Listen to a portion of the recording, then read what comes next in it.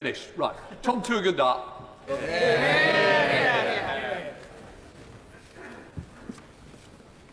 Thank you, Mr. Speaker. Like many veterans, this last week has been one that has seen me struggle through anger and grief and rage, the feeling of abandonment of not just a country, but the sacrifice that my friends made. I've been to funerals from Poole to Dunblane. I've watched good men go into the earth, taking with them a part of me and a part of all of us.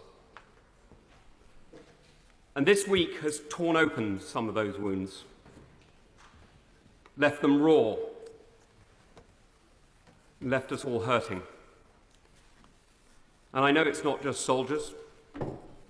I know aid workers and diplomats who feel the same. I know journalists who've been the witnesses to our country in its heroic effort to save people from the most horrific fates. I know that we've all been struggling. And if this recall has done one thing, let me tell you now, Mr. Speaker, it's achieved one thing already. I've spoken to the Health Secretary, who's already made a commitment to do more for veterans' mental health. Yeah. This isn't just about us.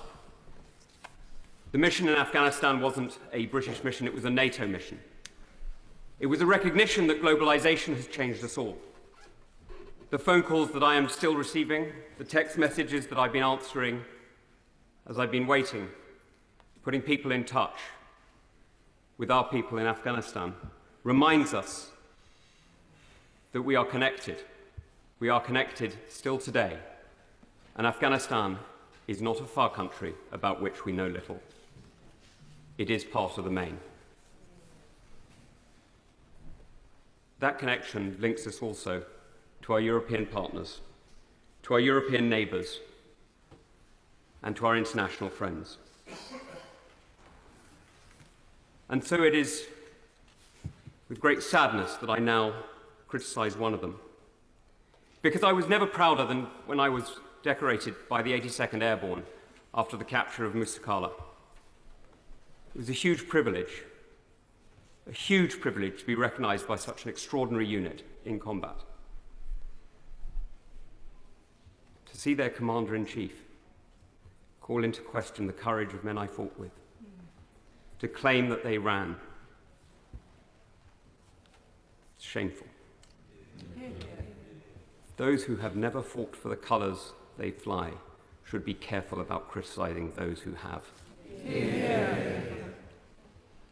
Because what we've done in these last few days is we've demonstrated that it's not armies that win wars.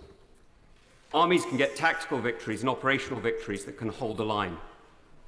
They can just about make room for peace, make room for people like us to talk, to compromise, to listen. It's nations that make war. Nations endure. Nations mobilize and muster. Nations determine and have patience. And here we've demonstrated, sadly, that we, the West, the United Kingdom, does not. Now, this is a harsh lesson for all of us. And if we're not careful, it could be a very, very difficult lesson for our allies. But it doesn't need to be. We can set out a vision, clearly articulated, for reinvigorating our European NATO partners, to make sure that we are not dependent on a single ally, on the decision of a single leader, but that we can work together with Japan and Australia, with France and Germany, with partners large and small, and make sure that we hold the line together. Because we know that patience wins. We know it because we have achieved it, we know it because we have delivered it. The Cold War was won with patience. Cyprus is at peace with patience. South Korea with more than 10 times the number of troops that America had in Afghanistan, is prosperous through patience. So let's stop talking about forever wars. Let's recognize that forever peace is bought not cheaply, but hard, through determination and the will to endure. And that the tragedy of Afghanistan is that we're swapping that patient achievement for a second fire and a second war. Now we need to turn our attention to those who are in desperate need, supporting the UNHCR, the World Food Programme, and so many other organisations who can do so much for people in the region. Yes, supporting refugees, of course I support refugees, though I'm not going to get into the political auction of numbers. We just need to get people out.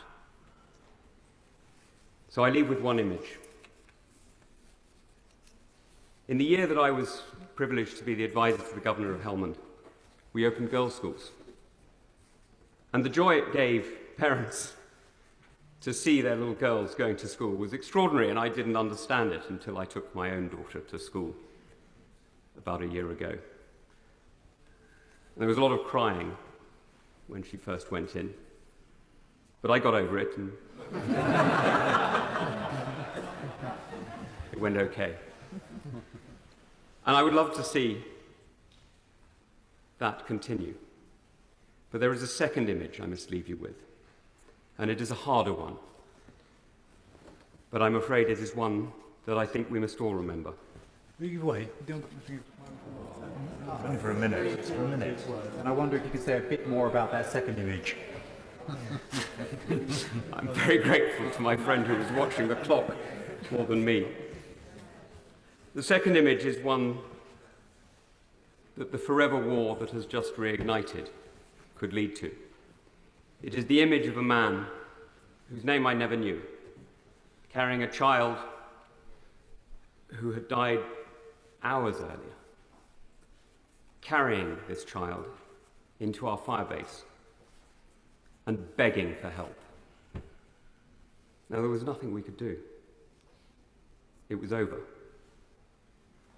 Because, Mr. Speaker, this is what defeat looks like. It's when you no longer have the choice as to how to help. This doesn't need to be defeat, but at the moment, it damn well feels like it. Ed Davey.